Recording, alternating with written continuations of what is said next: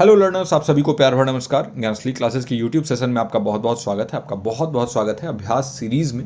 ये हमारा series MCQ practice series है जो टारगेट करता है आपके यूजीसी नेट एग्जामिनेशन को और अपकमिंग दिसंबर एग्जामिनेशन के लिए बहुत हेल्पफुल रहने वाला है। ये सीरीज़ हम कंटिन्यू रखेंगे आपके एग्जामिनेशन तक और उसके बाद भी ये सीरीज़ जो है कंटिन्यू रहेगा अपकमिंग जो भी एग्जामिनेशन होंगे यूजीसी नेट के आने वाले उनके लिए। हमारा ये डेली प्रैक्टिस सीरीज़ दोपहर और शाम के बीच में आता है। ये टाइमिंग जो है अभी फिक्स करने की कोशिश की जा रही है। एक फिक्स टाइम आपको बता दिया जाएगा कुछ दिन में। लाइक कर दीजिए इस वीडियो को, तो यूट्यूब इस काम को और लोगों तक पहुंचाएगा। ये कम्युनिटी और बड़ी बनेगी, हमें भी मोटिवेशन मिलेगा। आज है 13 सितंबर। स्टार्ट करते हैं आज के इस प्रैक्टिस सेशन को। तो पहला क्वेश्चन हमारे पास, which of the following is a type of non experimental research design. बताइए निम्नलिखित में से कौन सा एक प्रकार का गैर प्रयोगात्मक अनुसंधान डिजाइन है। पहला है रैंडमाइज्ड कंट्रोल ट्रायल यानी यादृच्छिक नियंत्रित परीक्षण। दूसरा है सर्वे रिसर्च यानी सर्वेक्षण अनुसंधान। तीसरा है लैबोरेटरी एक्सपेरिमेंट यानी प्रयोगशाला प्रयोग। और चौथा है फील्ड एक्सपेरिमेंट, फील्ड प्रयोग। इनमें से कौन सा नॉन एक्सपेरिमेंटल रिसर्च डिज़ाइन है। तो एक पूछ रहा है और इनमें से यानी कि तीन जो है वो नहीं होंगे और एक ही इसमें करेक्ट आंसर होगा। नॉन एक्सपेरिमेंटल रिसर्च डिज़ाइन के बारे में पूछ रहा है। तो देखिए नॉन एक्सपेरिमेंटल रिसर्च डिज़ाइन के बारे में अगर पूछ रहा है ना, तो आपको ये समझना होगा कि क्या होता है नॉन एक्सपेरिमेंटल रिसर्च डिज़ाइन।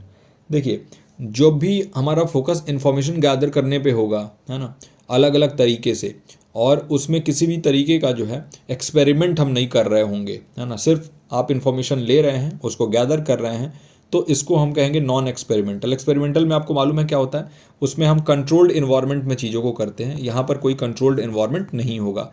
तो randomise control trial of course ये कंट्रोल्ड इन्वायरमेंट में हो रहा है, तो ये होगा ही नहीं। सर्वे रिसर्च हो सकता है। लेबोरेटरी एक्सपेरिमेंट अगेन ये कंट्रोल्ड इन्वायरमेंट होता है। यहाँ पर जो है आप सभी चरों को कंट्रोल कर सकते हैं, इनमें जो है जितने अलग अलग चर होते हैं, तो ये भी जो है नहीं होगा। और फील्ड एक्सपेरिमेंट भी जो है इसका करेक्ट आंसर नहीं होगा। इसका जो करेक्ट आंसर होगा नॉन एक्सपेरिमेंटल रिसर्च डिज़ाइन का, वो होगा सर्वे रिसर्च यानी सर्वेक्षण अनुसंधान। सर्वे रिसर्च क्या होता है, ये एक नॉन एक्सपेरिमेंटल डिज़ाइन है। फोकस करता है इन्फॉर्मेशन को गैदर करना थ्रू क्वेश्चन आयर या इंटरव्यू लेके या क्वेश्चन आयर से। क्वेश्चंस के एक लिस्ट रहेगी आपके पास और उन क्वेश्चंस के जरिए जो है आप इकट्ठा करेंगे डेटा को, तो इसको हम कहते हैं आपका सर्वे रिसर्च, सर्वेक्षण अनुसंधान, है ना। अगला क्वेश्चन है, what does ethical research ensure. बताइए नैतिक अनुसंधान क्या सुनिश्चित करता है। तो एथिकल रिसर्च के बारे में आपको मालूम है, एथिक्स होता क्या है, नैतिकता। आप अगर रिसर्च कर रहे हैं, अनुसंधान कर रहे हैं, तो अनुसंधान करते समय आपको कुछ बातों का ध्यान रखना पड़ता है। पहली चीज़ कि आपको प्राइवेसी मेंटेन करना होगा। जितने भी स्टेक होल्डर्स शामिल होंगे आपके अनुसंधान में या रिसर्च में, है ना। दूसरी चीज़ कि किसी के काम को आपको कॉपी नहीं करना होगा, है ना। ये साहित्यिक चोरी कहा जाता है इसको, ये नहीं करना होता है। अगले बात का ध्यान देना होगा कि बहुत ज़्यादा जो है ना वो चीज़ों को तभी आप जो है बताएं सबको जब परमिशन आप ऑलरेडी ले चुके हैं। जो लोग भी पार्टिसिपेट कर रहे हैं उनसे, तो उनके पर्सनल डिटेल्स बाहर ना आए। तो प्राइवेसी बहुत इंपॉर्टेंट होता है। तो शोधकर्ता की सुविधा को अधिकतम करना, क्या ये जो है एथिकल रिसर्च का जो है एक लक्ष्य होता है? नहीं, ऐसा नहीं है। मैक्सिमाइजिंग द रिसर्चर कन्विंस, ये बिल्कुल नहीं है। दूसरा है ensuring accuracy in data collection यानी डेटा संग्रह में सटीकता सुनिश्चित करना। क्या ये एथिकल रिसर्च इंश्योर करता है? नहीं, बिल्कुल नहीं।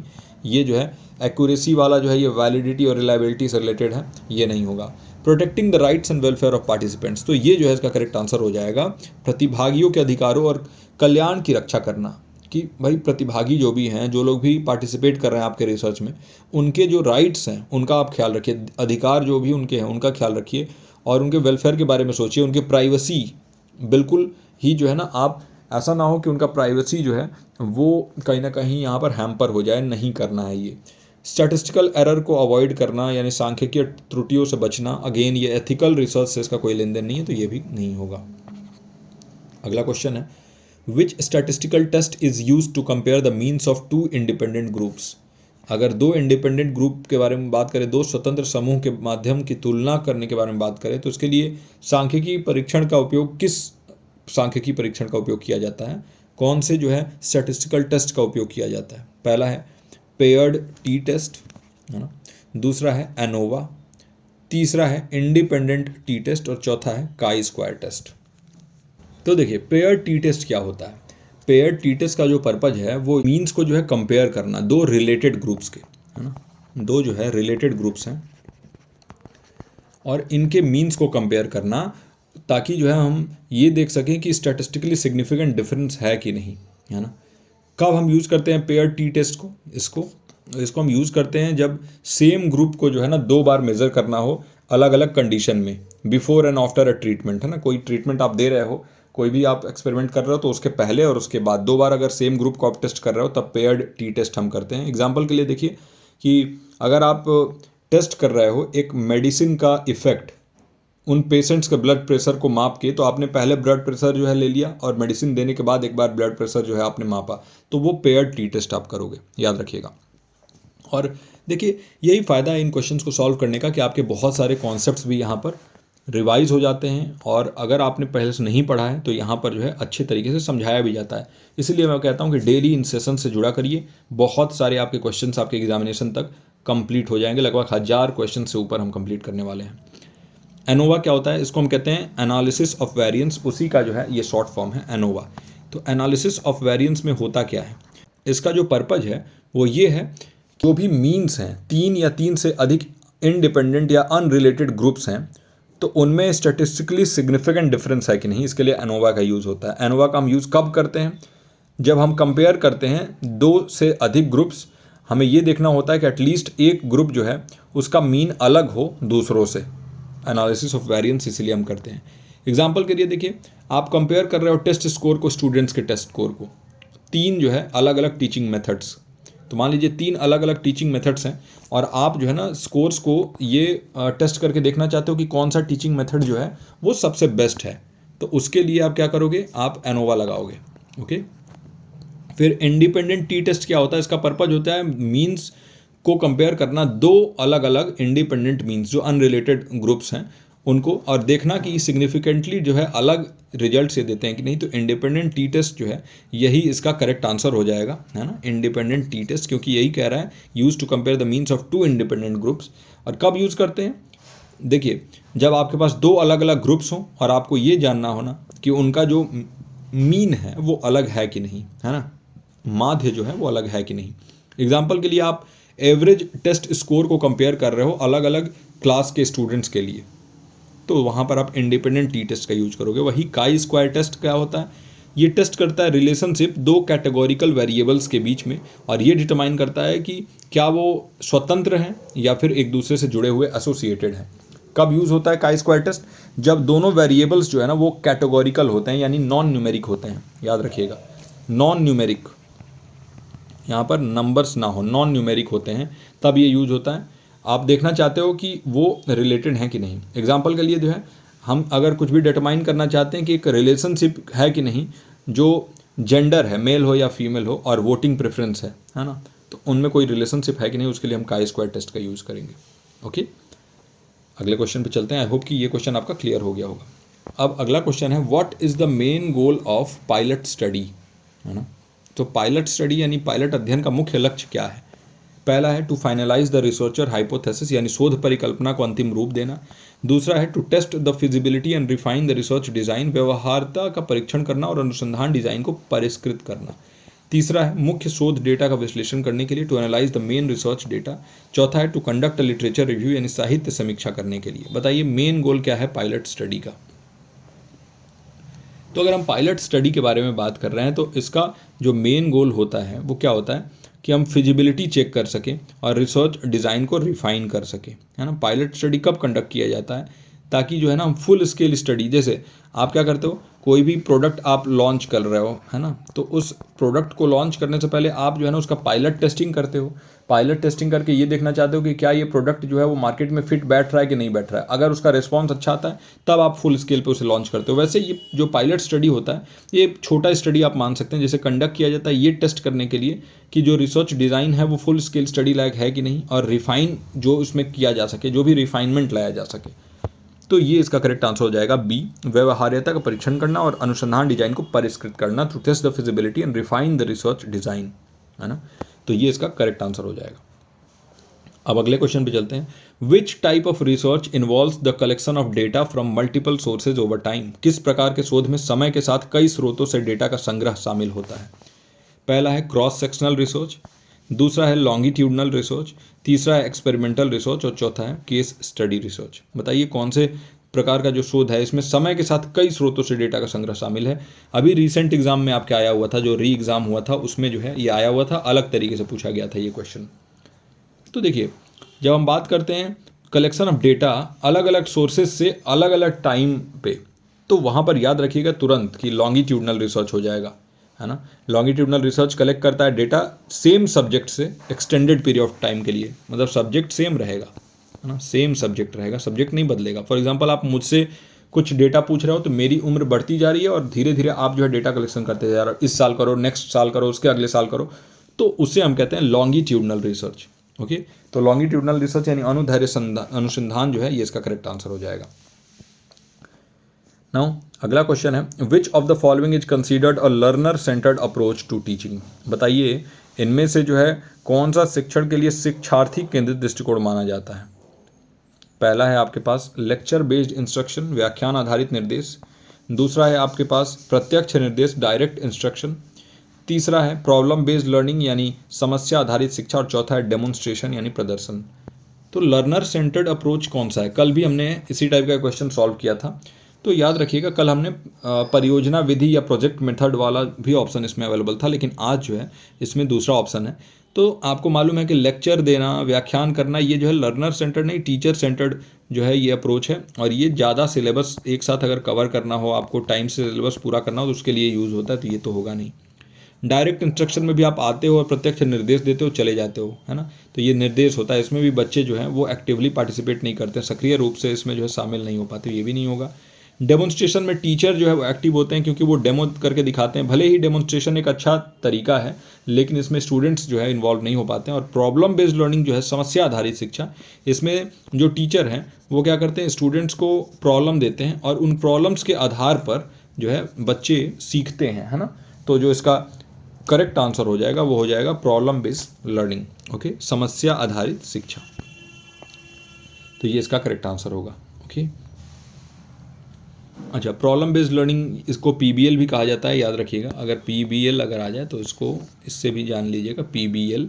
और लर्नर सेंटर्ड अप्रोच है, स्टूडेंट्स इसमें एक्टिवली जो है प्रॉब्लम्स को सॉल्व करते हैं, कोई भी उनको समस्या दे दिया जाए तो उसका समाधान खोजते हैं वो।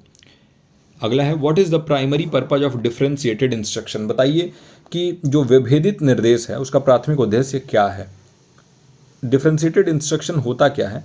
तो देखिए, आप जो है लर्नर के नीड्स के हिसाब से अलग तरीके से उनको शिक्षण देते हो। सभी लर्नर्स क्योंकि बहुत डाइवर्स बैकग्राउंड से आते हैं, आपको मालूम है विविध जो है बैकग्राउंड से आने वाले लर्नर्स हैं, उनके अलग अलग नीड्स होते हैं, उनके नीड्स को, उनके ज़रूरतों को पूरा करने के लिए आप डिफरेंशिएटेड इंस्ट्रक्शन देते हो। तो प्राइमरी पर्पज जो होगा डिफरेंशिएटेड इंस्ट्रक्शन का, विभेदित निर्देश का प्राथमिक उद्देश्य क्या है ये बताना है। To streamline curriculum delivery for all students, सभी छात्रों के लिए पाठ्यक्रम वितरण को सुव्यवस्थित करना। To provide different students with the same content, यानी विभिन्न छात्रों को एक ही सामग्री प्रदान करना। To tailor teaching methods to meet the diverse needs of students, यानी छात्रों की विविध आवश्यकताओं को पूरा करने के लिए शिक्षण विधियों को तैयार करना। To focus solely on students academic performance, यानी केवल छात्रों के शैक्षणिक प्रदर्शन पर ध्यान केंद्रित करना। तो याद रखिएगा डिफरेंशिएटेड इंस्ट्रक्शन जो है ये एक पॉजिटिव पॉइंट है। तो सभी छात्रों के लिए पाठ्यक्रम वितरण को सुव्यवस्थित करना, तो ये जो है डिफरेंशिएटेड इंस्ट्रक्शन का एक पॉइंट हो ही नहीं सकता है, पर्पज हो ही नहीं सकता है। क्योंकि अगर आप सभी छात्रों के लिए जो है करिकुलम डिलीवरी के बारे में बात करते हो तो वहाँ पर जो है कुछ भी डिफरेंशिएट आप नहीं कर रहे हो, विभेदित नहीं कर रहे हो, ये नहीं होगा। To provide different student with the same content, ये तो उल्टा हो गया डिफरेंशिएटेड इंस्ट्रक्शन के। जो उसमें होता है कि अलग अलग स्टूडेंट्स के अलग अलग नीड्स के हिसाब से उनको जो है अलग अलग तरीके से पढ़ाना, उनको अलग अलग मटेरियल्स देना, और जबकि ये सेम कंटेंट के बारे में बात करता है, ये भी नहीं होगा। तीसरा है to tailor teaching methods to meet the diverse needs of students, ये है छात्रों की विविध आवश्यकताओं को पूरा करने के लिए शिक्षण विधियों को तैयार करना। आप जो है लर्नर के क्या नीड्स हैं, कोई लर्नर ब्लाइंड है, कोई लर्नर जो है वो डेफ है, तो उनको किसी को हियरिंग एड की ज़रूरत है, किसी को जो है वो ब्रेल लिपि से पढ़ाने की ज़रूरत है, तो सबके नीड्स के हिसाब से आप वहाँ पर चीज़ों को कर रहे हैं, अलग अलग मेथड्स अपना रहे हैं, तो वो हो जाएगा सी ऑप्शन। अगला है to focus solely on students academic performance. देखिए सोलली और इस टाइप का कोई वर्ड आ जाए तो वो जो है ना नेगेटिव वर्ड हो जाता है। केवल छात्रों के शैक्षणिक प्रदर्शन पर ध्यान केंद्रित करना कभी भी एक लक्ष्य नहीं होता है डिफरेंशिएटेड इंस्ट्रक्शन का। अगला क्वेश्चन है which educational theory emphasizes the role of social interaction in learning. बताइए कौन सा शैक्षणिक सिद्धांत सीखने में सामाजिक संपर्क की भूमिका पर जोर देता है। याद रखिएगा सामाजिक संपर्क या सोशल इंटरैक्शन के बारे में बात हो रहा है कि जो है सोशली आप इंटरैक्ट करके जो है वो सीख सकते हैं। सोशली मतलब क्या, समाज में बातचीत करके सीखने के बारे में। तो आपको एक नाम याद होगा, लेव वाइगॉस्की। हमेशा वाइगॉस्की बात करते थे सोशल इंटरैक्शन के बारे में, है ना, सोशल लर्निंग के बारे में, और इसे हम कहते हैं सोशल कंस्ट्रक्टिविज्म, है ना। वाइगॉस्की भी एक कंस्ट्रक्टिविस्ट थे, लेकिन ये जो है ना एक सामाजिक रचनावादी थे, है ना, जो वाइगॉस्की थे। जॉन डुई जो है वो समाज के बारे में, सोसाइटी के बारे में नहीं बोलते थे, लेकिन वाइगॉस्की हमेशा सोशल कॉन्टेक्स्ट में बात करते थे। सोशल कंस्ट्रक्टिविज्म जो है ये वाइगॉस्की ने ही दिया था, और ये एम्फेसाइज करता है लर्निंग थ्रू सोशल इंटरैक्शन, है ना। तो सोशल इंटरैक्शन के थ्रू लर्निंग करना व्यवहारवाद नहीं है, कंस्ट्रक्टिविज्म भी नहीं है, और संज्ञानात्मकवाद भी नहीं है, कॉग्निटिविज्म भी नहीं है, ये सोशल कंस्ट्रक्टिविज्म है। तो इसलिए इसका करेक्ट आंसर हो जाएगा सी। अगला क्वेश्चन है in terms of teaching effectiveness which of the following is not a key aspect of classroom management. बताइए शिक्षण प्रभावशीलता के संदर्भ में निम्नलिखित में से कौन सा कक्षा प्रबंधन का प्रमुख पहलू नहीं है, है ना। Not a key aspect of classroom management कह रहा है। पहला है एस्टैब्लिशिंग रूल्स एंड प्रोसीजर्स, यानी नियम और प्रक्रियाएं स्थापित करना। दूसरा है creating a positive learning environment, सीखने की सकारात्मक माहौल बनाना। तीसरा है विघटनकारी व्यवहार को नज़रअंदाज करना, इग्नोरिंग डिसरप्टिव बिहेवियर। और चौथा है स्पष्ट निर्देश प्रदान करना, प्रोवाइडिंग क्लियर इंस्ट्रक्शन। पूछ रहा है कि इफेक्टिवनेस, टीचिंग की जो इफेक्टिवनेस है इसके लिए नहीं है, कौन सा नहीं है की aspect of classroom management. Classroom को आप मैनेज कैसे करते हो, कक्षा को प्रबंधन कैसे करते हो, उनमें कौन सा इनमें से एक नहीं है। तो देखिए आप इस्टेब्लिश करते हो रूल्स एंड प्रोसीजर्स, बिल्कुल नियम और प्रक्रियाएं तो स्थापित करना ही होगा आपको। अगर आप जो है क्लासरूम को मैनेज करना चाहते हो तो वहाँ पर कुछ रूल्स एंड रेगुलेशंस होने चाहिए। ऐसा ना हो कि कोई भी बच्चा कैसे भी आ रहा है, उसका जो यूनिफॉर्म है वो अच्छे से पहन के नहीं आ रहा है, अलग तरीके से गंदे तरीके से बात कर रहा है, और जो क्लास चल रहा है उस टाइम पर बहुत ज़्यादा शोर हो रहा है। तो ये नहीं होना चाहिए, कुछ रूल्स एंड प्रोसीजर्स होना चाहिए। तो ये नहीं होगा, नॉट पूछ रहा है। एक पॉजिटिव लर्निंग इन्वायरमेंट बनना ही चाहिए, तभी जो है क्लासरूम मैनेजमेंट बेटर होता है। तो ये भी नहीं होगा क्योंकि नॉट पूछ रहा है। क्लियर इंस्ट्रक्शन देना, स्पष्ट निर्देश अगर आप देते हो तो बच्चों को भी अच्छे से समझ में आता है। तो ये भी जो है नहीं होगा क्योंकि नॉट पूछ रहा है। इग्नोरिंग डिस्ट्रप्टिव बिहेवियर, विघटनकारी व्यवहार को नज़रअंदाज आप नहीं करोगे, बल्कि इसके उलट आपको क्या करना है, एड्रेस करना है ना, एड्रेसिंग। आप जो है ना संज्ञान लीजिए उस चीज़ का, एड्रेस करिए डिसरप्टिव बिहेवियर को, कि जो भी बच्चा ऐसा बिहेवियर कर रहा है, ऐसी शैतानी कर रहा है, वो क्यों कर रहा है, उसके पीछे के कारण को समझिए, बैकग्राउंड को समझिए, अच्छे से उस चीज़ को समझ के और उस बच्चे को समझाइए, और ज़रूरत हो तो उसकी काउंसलिंग भी करिए, लेकिन उस डिसरप्टिव बिहेवियर के जो है बेस तक पहुंचिए। तो सी इसका करेक्ट आंसर हो जाएगा, विघटनकारी व्यवहार को नज़रअंदाज करना। This is not a key aspect of classroom management.